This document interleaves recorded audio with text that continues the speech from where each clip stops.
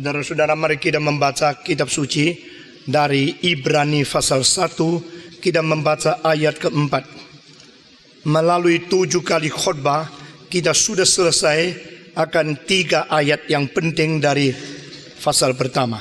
Kita membaca ayat keempat bersama-sama.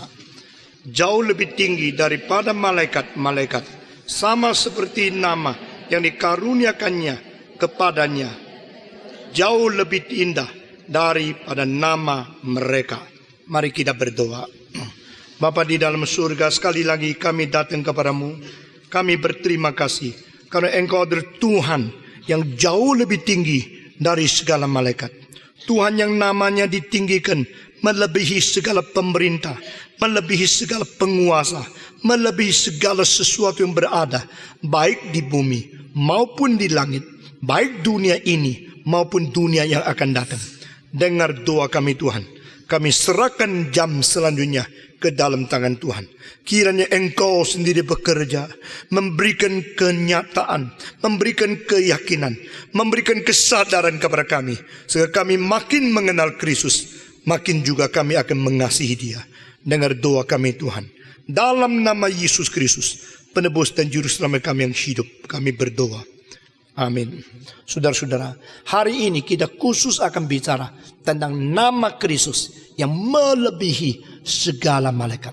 Saudara-saudara, betapa banyak orang mengerti Kristus, hanya mengerti Dia dari Bethlehem sampai Golgota. Itu adalah satu manusia yang tadinya adalah Allah jelma ke dalam dunia. Tetapi manusia-manusia sepanjang sejarah hanya mau mengerti Kristus dari lahiriannya saja. Paulus berkata di dalam 2 Korintus, janganlah mengerti Kristus dengan lahiriannya. Kami dulu pernah melakukan itu. Berarti pengenalan Paulus kepada Kristus mengalami perubahan di dalam 2 tahap. Tahap pertama, dia mengenal Kristus sebagai manusia biasa, manusia yang berdaging dan berdarah, manusia yang lahir di Bethlehem, manusia yang mati di Golgota. Tapi pada satu saat, sesuatu pekerjaan Roh Kudus begitu dahsyat, memberikan iluminasi, memberikan pencerahan kepada dia.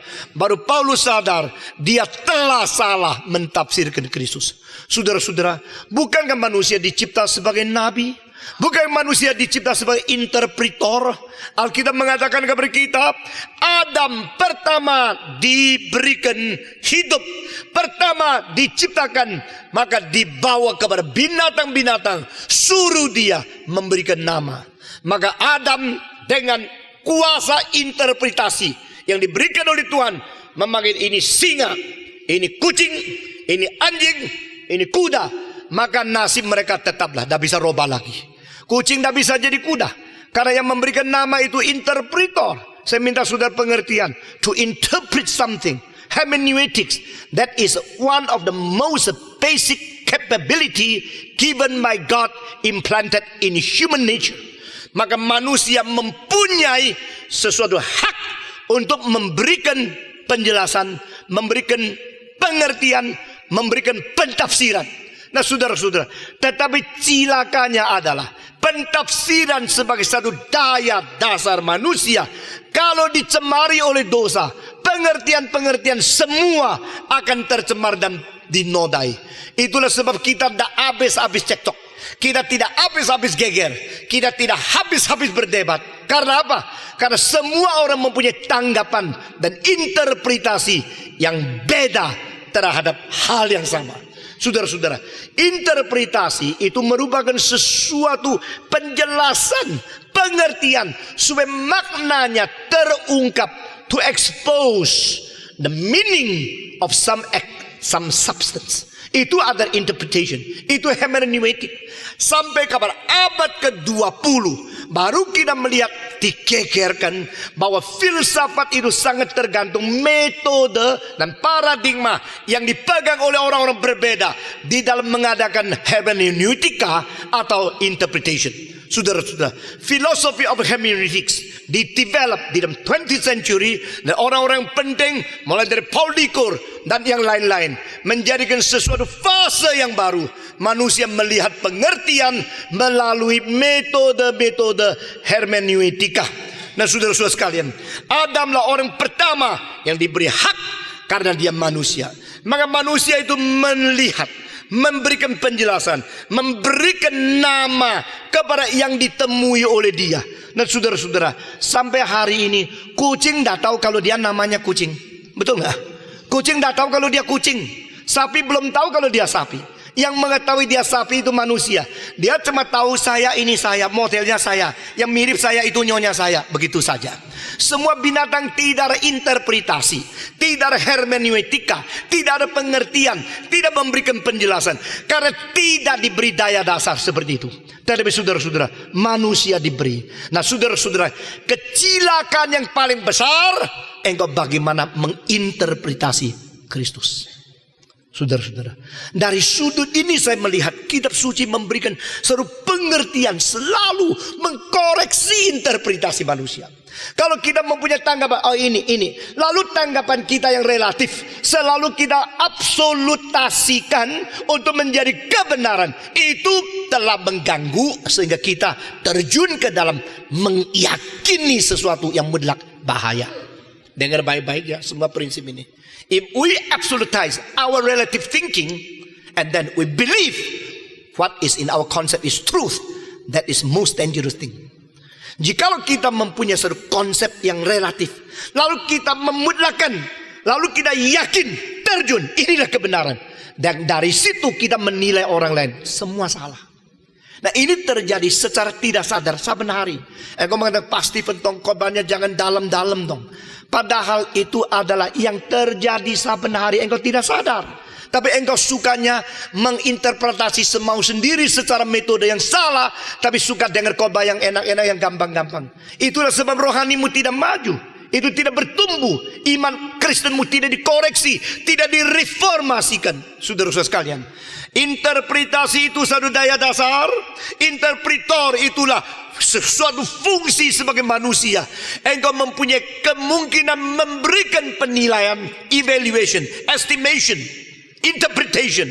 Tapi semua ini daya dasar yang mungkin dimutlakkan oleh dirimu sendiri. Sehingga engkau yang tadinya relatif, engkau memutlakan diri.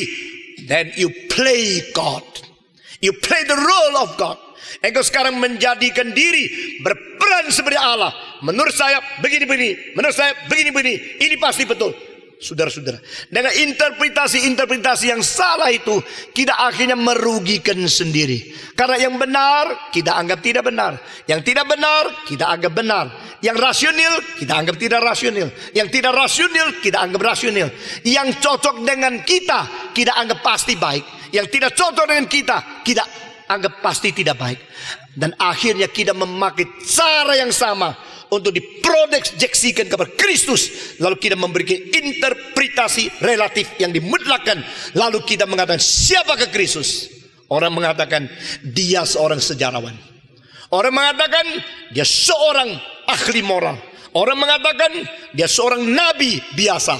Orang mengatakan dia bukan anak Allah. Dia hanyalah satu nabi di antara 6 nabi yang paling besar. Orang mengatakan dia orang suci. Orang mengatakan dia orang hebat. Orang mengatakan dia pemimpin rakyat. Orang mengatakan dia perombak moral dan masyarakat. Saudara-saudara, itu namanya interpretasi kepada Kristus. Dan waktu kita menginterpretasi Kristus, kita bisa salah sampai akhirnya mempersamakan dia dengan semua manusia yang lain. Hanya mengaku moral dia lebih tinggi saja. Termasuk Arnold Toynbee, one of the greatest historian of 20th century. Dia mempersamakan Kristus dengan semua pendiri agama yang lain. Seorang yang begitu besar, tetap interpretasi terhadap Kristus begitu besar salahnya. Saudara-saudara, itu sebab saya minta saudara-saudara, kita baik-baik mempelajari, baik-baik pikir. Kalau mungkin segala sesuatu dikaji ulang, segala sesuatu pikir ulang, supaya kita sesuai dengan rencana Allah. Maka ini adalah satu hal yang besar sekali. Saudara yang ikut kebaktian 1-2 kali saja di sini, hanya dengar khotbah Stephen Tong, semangat luar biasa. Saya tidak gampang ngantuk. Wah, ini khotbah yang berapi-api. Itu kesanmu. Tapi kalau sudah ikut sampai 10 tahun, 15 tahun, kalau 20 tahun saya masih hidup, saudara akan mengatakan setiap khotbah itu ada pengkoreksian supaya konsep kita, pikiran kita tidak menyimpang daripada apa yang Tuhan tuntut. Nah, saudara-saudara, sebagai pemimpin saudara, saya sendiri harus selalu mau kembalikan pikiran saya kepada firman Tuhan. Karena agama Kristen sebenarnya sangat sederhana, yaitu kembali kepada kebenaran. Tetapi kembali kepada kebenaran ini istilah yang sederhana, mengandung ketidaksederhanaan. Karena begitu banyak konsep kita yang sudah rusak, yang perlu dikoreksi. The change of the concept is one of the most important but also the most heavy task in our age. Susah sekali kita merombak konsep orang lain. Di sini penulis Ibrani mengatakan, siapakah Kristus? Kita sudah bicarakan dari ayat pertama sampai ayat ketiga. Siapakah dia? Dia pencipta. Siapakah dia? Dia pengwaris. Siapakah dia? Dia pemula. Siapakah dia? Dia penyempurna. Siapakah dia? Pemimpin sejarah. Siapakah dia? Pengwahyu. Siapakah dia? Cahaya daripada terang Tuhan Allah yang mulia. Siapakah dia? Dia adalah satu perwujudan daripada esensi Tuhan Allah yang tidak kelihatan. Siapakah dia? Dia adalah yang akan mewarisi seluruh alam semesta. Siapakah dia? Dia penopang daripada segala sesuatu yang ada. Siapakah dia? Dia adalah yang menyucikan dosa manusia. Siapakah dia?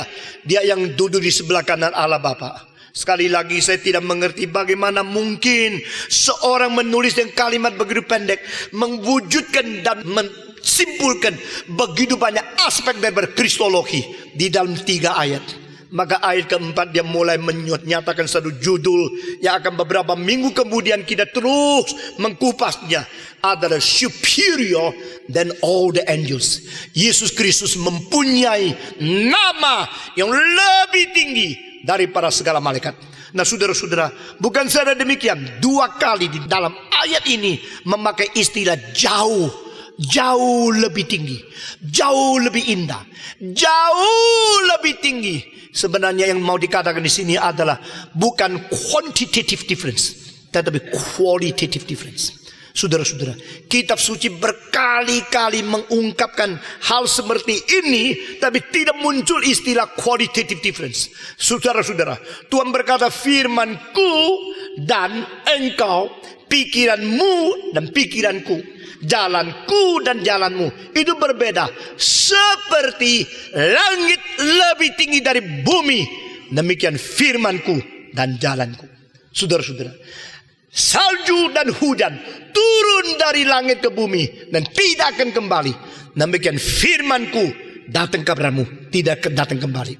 Pada waktu Yesaya mengatakan langit dan bumi, pada waktu penulis pengkhotbah mengatakan Allah berada di surga, engkau berada di bumi. Ini kalimat langsung menunjukkan pada qualitative difference. Itu sebab Søren Abi Kierkegaard di dalam abad ke-19 melalui pengkhotbah pasal ketiga, dia langsung menyimpulkan 3 hal di dalam qualitative difference between God and man. Pertama, langit dan bumi. Kedua, sementara dan kekekalan. Ketiga, takhta Allah dan kuasa manusia. Saudara-saudara, 3 hal ini tidak ada komprominya. Allah adalah Allah, manusia adalah manusia. Maka kekekalan adalah kekekalan, sementaran adalah kesementaran. Kesementaran diperpanjang terus juga tidak mungkin menjadi kekekalan. Nah, saudara-saudara, Oscar Kuhlman di dalam kristologinya dia mengatakan perpanjangan daripada waktu itu bisa menjadi kekekalan. Tapi Karl Barth mengatakan no, bahwa kekekalan itu adalah qualitative difference dibanding dengan kesementaran. Demikian saudara-saudara, di sini istilah jauh lebih tinggi, jauh lebih indah. yang mau dikatakan oleh penulis Ibrani adalah qualitative difference. Saudara-saudara, bolehkah kita mempersamakan Kristus dengan orang biasa? Orang Kristen yang sudah menerima Injil mengatakan tidak. Tidak ada orang biasa yang bisa jadi juru selamat. Tidak ada orang biasa yang bisa membersihkan dosaku. Tidak ada orang biasa yang sanggup duduk di sebelah kanan Allah Bapa. Tidak ada orang biasa yang bisa mati dan bangkit tanpa kekuatan Nabi di luar kuburan. Hanya Yesus Kristus. Engkau rasa beda. Engkau mulai di dalam Injil menggali dan menemukan perbedaan. What is the difference between Christ and other religious founders? Saudara-saudara, dia suci, dia lebih dari segala sesuatu. Tapi ayat ini mengajak kita untuk memikirkan Yesus Kristus jauh lebih tinggi dari segala malaikat. Saudara-saudara, istilah malaikat angel aslinya adalah pesuruh. Aslinya adalah utusan. Jadi what is meaning of angels is a messenger of God. Saudara-saudara, Allah mengutus, maka yang diutus itu disebut malaikat. Saudara-saudara, sekarang saya tanya, Yesus diutus Allah tidak? Jawab. Yesus utusan Allah tidak? Utusan Allah. Orang Kristen mengatakan Yesus Kristus adalah messenger of God, utusan Allah. Dan orang-orang di dalam agama lain percaya nabi mereka diutus oleh Tuhan Allah. Lalu sekarang kita mau melihat apakah yang diartikan pada ayat keempat ini, bahwa nama Yesus jauh lebih tinggi dari segala malaikat. Saudara-saudara, saya mungkin hari ini tidak cukup waktu. Saya akan dengan singkat sekali menunjukkan semua poin perbedaan malaikat dengan Yesus Kristus. Pertama, malaikat dicipta, Yesus pencipta semua. 1, 2, 3. Malaikat dicipta, Yesus pencipta. Di sini perbedaan kualitatif pertama, Yesus berbeda dengan malaikat. Yang mau tulis dicatat lalu pikir lebih dalam lagi, karena saya tidak akan menjelaskan terlalu rumit pada hari ini. Malaikat-malaikat dicipta, tapi Yesus tidak. Manusia dicipta sebagai roh yang dibungkus dengan daging. Malaikat dicipta sebagai roh yang murni tanpa daging. Binatang dicipta dengan daging yang mempunyai jiwa yang tidak ada peta teladan Allah. Nah, saudara-saudara, ini 3 tingkatan ciptaan yang berbeda. Pure spirit, spirit bound in body, and body with the soul without the image of God. Saudara-saudara, kalau orang-orang yang dari aliran Kristen yang berbeda harus selalu mengatakan bahwa roh, jiwa, tubuh, binatang hanya mempunyai tubuh dan jiwa, tapi manusia mempunyai tubuh, jiwa dan roh, maka kita berbeda. Saya kira kalimat itu perlu dikoreksi lagi. Karena apa? Yang disebut roh di dalam manusia dan roh di dalam binatang, istilah muncul di dalam Pengkhotbah pasal ketiga. Di situ istilah ruah di dalam bahasa Ibrani sama. Jadi bedanya bukan ada roh tidak roh. Bedanya jiwa kita dicipta menurut peta teladan Allah. Tapi jiwa dari binatang tidak ada peta teladan Allah di dalamnya. Itu bedanya. Bukan karena ada roh tidak ada roh. Saudara-saudara, kita teruskan. Sehingga malaikat dicipta, tetapi Yesus Kristus tidak dicipta. Dia adalah sang pencipta. Kedua, orang Israel percaya malaikat adalah makhluk yang paling dekat dengan Allah, the nearest being in the throne of God. Dia yang paling dekat dengan Tuhan Allah. Tapi Yesus Kristus bukan paling dekat dengan Allah. Yesus Kristus adalah Allah. Ini kedua. Jadi pertama dicipta dan yang mencipta. Kedua yang paling dekat dengan Allah. Dan dia sendiri adalah Tuhan Allah sendiri. Oknum kedua dari Allah Tritunggal. Maka Kristus jauh lebih tinggi daripada malaikat. Ketiga, Yesus Kristus. Dan malaikat berbedanya adalah malaikat-malaikat disebut sebagai anak-anak Allah. The children of God. Yesus Kristus, the only begotten Son of God. Saudara-saudara, malaikat-malaikat pernah diberi julukan di dalam baik Kejadian maupun di dalam Ayub pasal pertama. Nah, mereka disebut sebagai anak-anak Allah. Mereka mempunyai hak menjadi anak-anak Allah.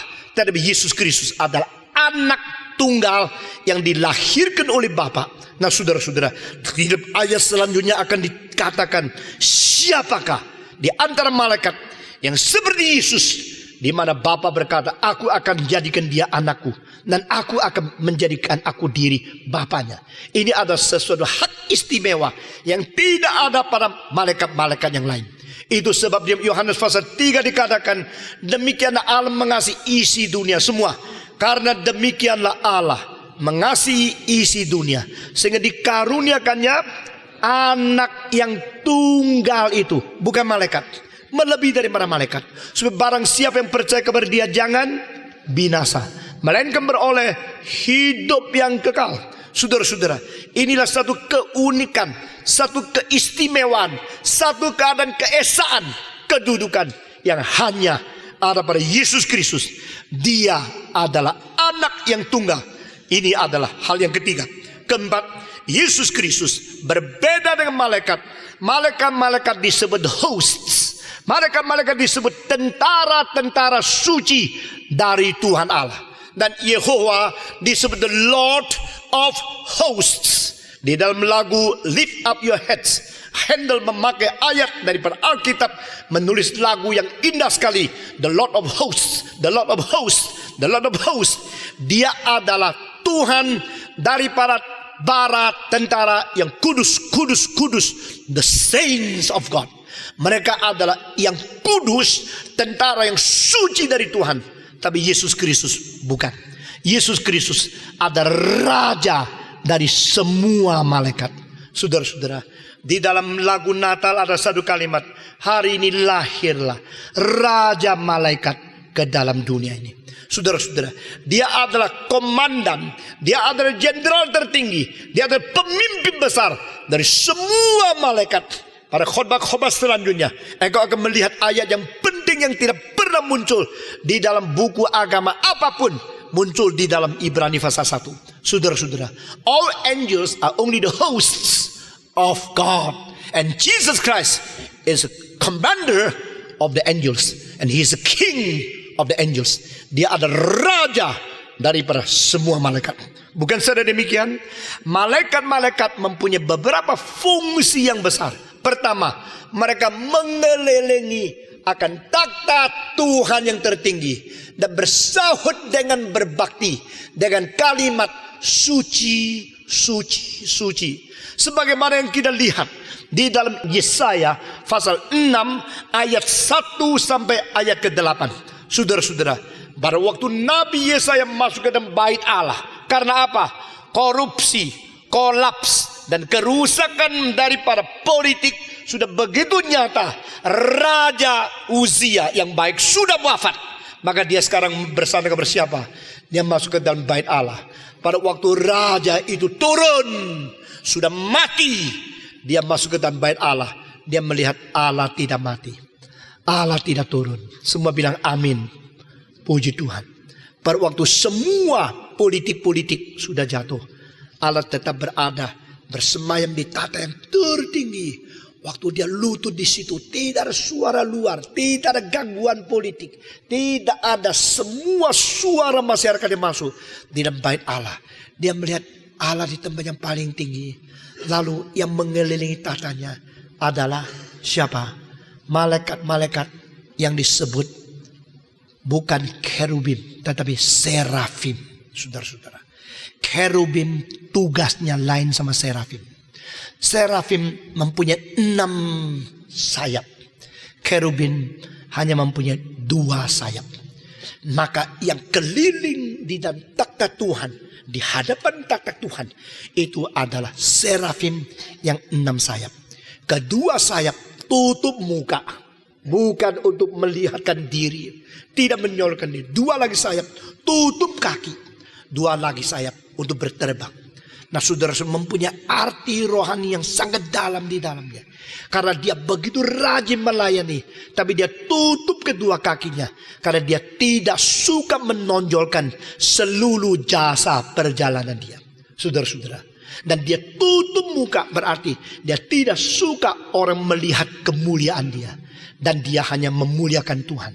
6 sayap, 2 untuk berterbang, 2 untuk tutup muka, 2 untuk tutup kaki. Dan dia bersahut satu dan lain, suci, suci, suci, memberikan kepada Allah Bapa, Allah Anak, Allah Roh Kudus penyembahan yang paling murni dari roh murni yang dicipta oleh Tuhan. Ini adalah malaikat. Saudara-saudara, di situ sebut suci, suci, suci berapa kali? Hanya 3 kali. Yang bikin lagu harus mengerti ini. Kalau tidak akan menjadi kacau. Sehingga pengertian teologis, pengertian kebenaran berada di dalam lagu. Suci, suci, suci. Mengapa 3 kali? Karena Allah Bapa, Allah Anak, Allah Roh Kudus. Saudara-saudara, siapakah malaikat? Penyembah, pelayan. Siapakah Yesus Kristus? Yesus bukan yang menyembah, bukan yang keliling takhta Tuhan Allah. Dia adalah yang menerima persembahan, yang menerima penyembahan dari para malaikat. Dia adalah yang menerima ibadah penyembahan dari malaikat. Maka dia jauh lebih tinggi daripada segala malaikat. Ini ada kelima. Keenam, malaikat-malaikat adalah yang berkuasa besar untuk menolong manusia. Yesus Kristus bukan saja demikian, dia adalah Tuhan yang maha kuasa yang turun ke dalam dunia. Saudara-saudara, di dalam Mazmur 103 dikatakan malaikat-malaikat yang berkuasa besar. Mereka adalah menjalankan kehendak Allah. Dan Yesus Kristus bukan malaikat yang berkuasa besar saja. Dia adalah mighty God who incarnate himself. Maka di dalam Yesaya pasal 9 dikatakan, for unto us a child is born, a son is given, and his name is wonderful, is counselor, is the mighty God, is the everlasting Father. Saudara-saudara, berbeda dengan malaikat adalah roh yang berkuasa besar. Yesus adalah Allah yang maha kuasa yang datang ke dalam dunia. Selanjutnya kita memikir lagi, malaikat adalah yang melaksanakan penghakiman Tuhan Allah di dalam prinsip keadilan kebenaran. Sekali lagi, malaikat adalah pelaksana penghakiman Allah melalui prinsip keadilan kebenaran. Kristus bukan demikian. Dari manakah kita melihat akan hal ini? Saudara-saudara, di dalam kitab suci beberapa kali mencatat malaikat melaksanakan keadilan Tuhan Allah. Pertama kali ditulis adalah pada waktu Adam Hawa berdosa dan diusir keluar dari Taman Eden karena mereka berdosa. Setelah mereka berdosa melanggar perintah Tuhan, dikeluarkan dari Taman Eden. Lalu Alkitab mengatakan apa? Malaikat cherubim yang berdiri di situ dengan pedang yang berputar untuk mencegah mereka kembali ke Taman Eden. Saudara-saudara, pedang menyatakan keadilan Tuhan Allah. Mencegah mereka kembali berarti menjalankan pelaksanaan penghakiman sehingga Adam dan Hawa tidak bisa kembali lagi. The way of no return, saudara, karena mereka sudah melawan kehendak Tuhan Allah. Kecuali sampai Kristus datang, dibaku di atas kayu salib, mengganti dosa manusia. Baru pedang keadilan itu dimasukkan ke dalam sarung. Dan Adam, Hawa, engkau dan saya boleh kembali kepada Tuhan. Karena Kristus adalah juru selamat. Nah, saudara-saudara, di sini kita melihat perbedaan malaikat dengan Kristus. Malaikat adalah pelaksana daripada keadilan kebenaran Tuhan Allah. Kristus adalah keadilan dan kebenaran Allah itu sendiri yang rela dikorbankan demi membawa kita kembali daripada penghakiman Tuhan. Maka Yesus jauh lebih tinggi daripada segala malaikat. Bukan saja demikian, malaikat adalah yang menjaga setiap anak-anak Tuhan. Nah, saudara-saudara, kalimat ini kita terima daripada perkataan Yesus Kristus. Jangan menghina anak yang paling kecil di antara kamu, karena malaikat mereka selalu menghadap Bapakku di surga. Nah, saudara-saudara, saya senang sekali pada waktu saya umur 7, umur 8, ibu saya beli satu gambar, lalu dipigorakan taruh di rumah saya. Ini 2 anak kecil, 1 kakak, 1 adik. satu perempuan, satu laki yang sedang melewati satu jembatan yang sudah hampir rusak di tengah-tengah pegunungan, dan angin tofan begitu besar dan begitu gelap di dalam langit. Dan kedua anak ini bawa tas mau pergi sekolah. Di belakangnya ada seorang malaikat yang membuka kedua lengannya dengan sayap yang terbuka juga untuk melindungi mereka. Waktu saya masih kecil, saya sangat terkesan. Lalu saya entah ini dari mana. Karena sekolah minggu guru tidak pernah mengajar hal ini kepada saya. Saya mengikuti dengan rajin semua pelajaran sekolah minggu. Tidak pernah dengar khotbah seperti itu. Akhirnya saya menemukan di dalam Alkitab, Yesus berkata, jangan menghina seorang anakku yang paling kecil sekalipun di tengah-tengah kamu. Karena malaikat mereka selalu berada di hadapan Bapakku. Saudara-saudara, itulah sebab orang Anglican mereka memperkembangkan pikiran itu, dan orang Katolik juga percaya setiap orang ada malaikatnya sendiri. Nah saudara-saudara, untuk apa? Untuk melayani engkau dan saya. Nah saudara-saudara, waktu engkau terlalu sedih, tahu tidak, ada malaikat yang didampingmu. Waktu engkau putus asa, ada malaikat yang berada di dampingmu. Engkau bilang ada dukungan ayat yang lain, ada. Dari mana kita tahu? Waktu Yesus Kristus berada di dalam Getsemani, hatinya hancur. Dia begitu berat untuk berdoa bagi seluruh umat manusia yang berdosa. Dia begitu besar kesedihan karena dikecewakan oleh manusia.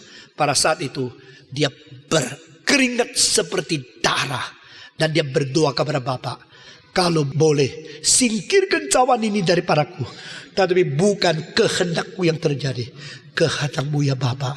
Dan Alkitab mengatakan malaikat datang menambah kekuatan kepada dia. Saudara-saudara, demikian pada waktu Yesus, waktu di padang belantara setelah 40 hari berpuasa, saudara-saudara, lalu datanglah setan mencobai dia. Setelah 3 kali, 3 macam pencobaan selesai, malaikat datang melayani dia. Maka malaikat memang ada penolong dan pelayan bagi semua orang yang menerima keselamatan. Dengar kalimat terakhir, yang menerima keselamatan saja. Saudara-saudara, mari kita bersama-sama membaca Ibrani. Semua membaca Ibrani. Kitab Ibrani, kita membaca pasal pertama ayat ke-14. Kita membaca bersama-sama ayat terakhir. Semua membaca. Bukankah mereka semua adalah roh-roh yang melayani, yang diutus untuk melayani mereka yang harus memperoleh keselamatan? Siapakah ini? Kalau saudara membaca dari depannya, itu adalah malaikat-malaikat. Nah saudara-saudara, malaikat-malaikat adalah yang melayani. Mereka adalah roh yang diutus untuk melayani orang-orang yang harus memperoleh keselamatan. Mengapa disebut harus? Karena kaum pilihan yang sudah ditetapkan oleh Tuhan, yang Tuhan pilih, mereka pasti pada satu hari, entah cepat entah lambat, bertobat, menangisi dosa, menerima Kristus. Dan mereka yang pasti harus menerima keselamatan dilayani oleh siapa? Dilayani oleh roh-roh yang tidak kelihatan. Sehingga saudara-saudara, jangan lupa waktu engkau bertobat, yang senang bukan orang sekitarmu. Mungkin mereka benci, tetapi beribu-ribu malaikat di surga bersukacita karena ada satu orang bertobat kembali kepada Yesus Kristus. Saudara pernah baca ayat ini? Yesus berkata, jikalau ada satu orang bertobat, maka beribu-ribu malaikat bersorak-sorai di surga, karena di bumi ada satu orang kembali kepada Tuhan. Lalu yang harus menerima keselamatan, Tuhan utus malaikat untuk melayani dia sampai mati, sampai berjumpa dengan Tuhan. Itu sebab saudara-saudara, mungkin engkau seumur hidup tidak menyentuh ayat-ayat ini. Engkau tidak mengerti bahwa malaikat akan menolong engkau, membawa doamu yang kurang sempurna kepada Tuhan. Malaikat-malaikat akan melindungi engkau, memelihara engkau. Malaikat akan melayani engkau pada waktu engkau kecewa, putus asa, pada waktu engkau lemah, pada waktu engkau tidak mempunyai kekuatan lagi dalam kesulitan. Karena dia adalah utusan Allah, messenger of God, yang memberikan pertolongan kepada kita. Tapi Yesus Kristus bukan demikian. Dia adalah bukan saja raja malaikat, dia adalah Tuhan daripada keselamatan itu sendiri. Saudara-saudara, pada kebaktian pertama saya memberikan penjelasan Ibrani. Saya berkata, seluruh buku Ibrani 13 pasal tidak muncul satu kali Injil. Tidak ada. Never mention of the gospel, this term, in the total 13 chapters of Hebrew. Tetapi muncul satu kali salvation. Di mana? Pasal 1 ayat 14 yang kita baca. Jadi orang yang menerima keselamatan itu dipelihara dan ditolong oleh malaikat. Namun demikian, malaikat hanya penolong mereka yang menerima keselamatan. Yesus Kristus adalah juru selamat asli yang memberi keselamatan kepada kita. Maka Yesus lebih tinggi daripada malaikat-malaikat. Saudara-saudara, terakhir, malaikat-malaikat adalah mediator untuk memberikan Taurat kepada manusia. Nah, ini salah satu kepercayaan yang paling penting dari orang Yahudi, bahwa Allah melalui malaikat menurunkan Taurat di dalam perjanjian lama. Saudara-saudara, tapi Yesus Kristus adalah dalam perjanjian baru mediator yang menurunkan pengampunan dosa. Ini berbedanya. Nah, kita akan membaca berturut-turut beberapa ayat. Kita membaca bersama-sama Kisah Para Rasul pasal 7 ayat ke-53. Semua membaca bersama-sama. Kisah Para Rasul pasal 7 ayat yang ke-53. Setelah mendapatkan pria yang membaca. Kisah Para Rasul pasal 7 ayat ke-53. Pria membaca. 1, 2, 3. Karena telah menerima hukum Taurat yang disampaikan oleh malaikat-malaikat. Akan tetapi kamu tidak menurunnya. Dari sini dengan jelas Stefanus mengatakan, engkau telah menerima Taurat bukan dari manusia. Engkau telah menerima Taurat dari Tuhan melalui malaikat-malaikat. Saudara-saudara, pada waktu Musa dipanggil Tuhan, ada malaikat yang menyatakan diri di dalam api. Bukalah sepatumu, copot kasutmu, dan dia baru tahu itu tempat suci. Saudara-saudara, maka firman Tuhan dan Taurat melalui Musa turun ke dalam dunia ini adalah melalui perantaran daripada malaikat-malaikat. Sehingga orang Yahudi begitu memperkembangkan doktrin malaikatnya yang luar biasa. Dan mereka tidak tahu yang turun bukan hanya malaikat sebagai utusan-utusan. Yang turun akhirnya ada Kristus menjadi utusan satu-satunya yang berbeda dengan semua malaikat. Kita membaca lagi dari Galatia pasal ketiga ayat yang ke-14. Yesus Kristus telah membuat ini supaya di dalam Dia berkat Abraham sampai kepada bangsa-bangsa lain, sehingga oleh iman kita menerima roh yang dijanjikan kepada kita. Nah, kita melihat lagi dari ayat ke-19. Semua membaca bersama-sama. Kalau demikian, apakah maksudnya hukum Taurat? Ditambahkan oleh karena pelanggaran-pelanggaran sampai datang keturunan yang dimaksudkan oleh janji itu. Saudara-saudara, di sini kita melihat Taurat adalah tambahan kepada kita. Nah, kita membaca dari 17 seterusnya. Maksudnya ialah janji yang sebelumnya telah disahkan Allah, tidak dapat dibatalkan oleh hukum Taurat, yang baru terbit 430 tahun kemudian, sehingga janji itu hilang kekuatannya. Sebab jikalau apa yang ditentukan Allah berasal dari hukum Taurat, ia tidak berasal dari janji, tetapi justru oleh janji Allah telah menganugerahkan kasih karunia-Nya kepada Abraham. Kalau demikian, apakah maksudnya hukum Taurat? Ia ditambahkan oleh karena pelanggaran-pelanggaran sampai datangnya keturunan yang dimaksud oleh janji itu. Dan ia disampaikan dengan perantaran malaikat-malaikat ke dalam tangan seorang pengantara. Semua membaca ayat ke-19. Kalau demikian, apakah maksudnya hukum Taurat? Ia ditambahkan oleh karena pelanggaran-pelanggaran sampai datang keturunan yang dimaksud oleh janji itu. Dan ia disampaikan dengan perantaran malaikat-malaikat ke dalam tangan seorang perantara. Apa artinya ini? Di sini menjadi ayat yang paling penting untuk membuktikan Kristus lebih tinggi dari malaikat-malaikat. Karena apa? Karena yang dijanjikan itu belum datang. Maka Taurat diberikan. Taurat diberikan melalui seorang perantara. Perantara itu menerimanya melalui malaikat-malaikat. Jadi malaikat hanya menurunkan Taurat, tapi Kristus menurunkan keselamatan. Malaikat-malaikat memberikan Taurat yang menghakimi Kristus memberikan keselamatan yang mengampuni, maka Kristus jauh lebih tinggi daripada malaikat-malaikat. Saudara-saudara, puji Tuhan. Jikalau kita sadar dialah Kristus yang kita sembah sujud, maka kita mengetahui kita telah berada di hadapan hadirat Allah yang maha tinggi, yang jauh lebih tinggi daripada malaikat-malaikat. Saya mau tanya, bagaimana kita bersikap berbakti dan menyembah kepada Dia? How should we worship Him? How should we worship our Lord, who is far far higher than the names of the angels? Dan terakhir, ini nama diberikan jauh lebih tinggi setelah Dia mati dan bangkit. Karena apa? Karena tidak ada malaikat yang pernah mengalami kematian dan kebangkitan mengganti engkau dan saya. Tapi Kristus sudah mati dan sudah bangkit, maka Dia mendapatkan nama tertinggi. Mari kita membaca Efesus pasal pertama. Efesus pasal pertama. Saya minta wanita yang membaca bersama-sama Efesus pasal pertama. Kita membaca dari ayat yang ke-20 sampai 22. Wanita yang membaca surat Efesus pasal pertama ayat 20 sampai 22.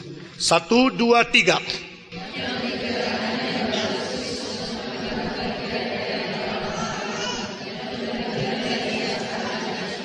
21, jauh lebih tinggi dari segala pemerintah dan penguasa dan kekuasaan dan kerajaan dan tiap-tiap nama yang dapat disebut, bukan hanya di dunia ini saja, melainkan juga di dunia yang akan datang. 22, semua membaca.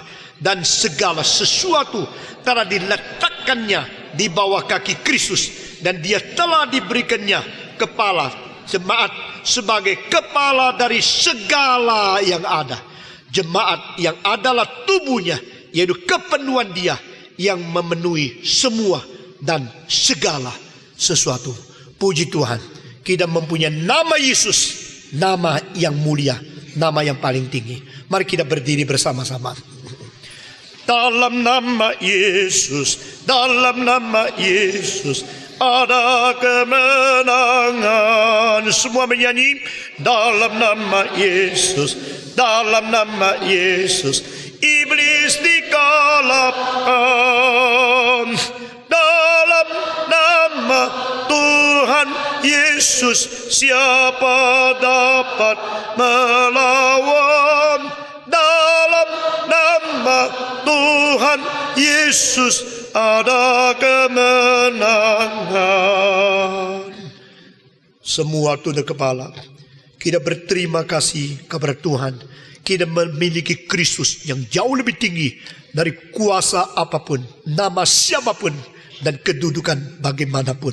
Kristus mempunyai nama lebih tinggi dari segala pemerintah, penguasa, segala malaikat. Mari kita berterima kasih kepada Tuhan.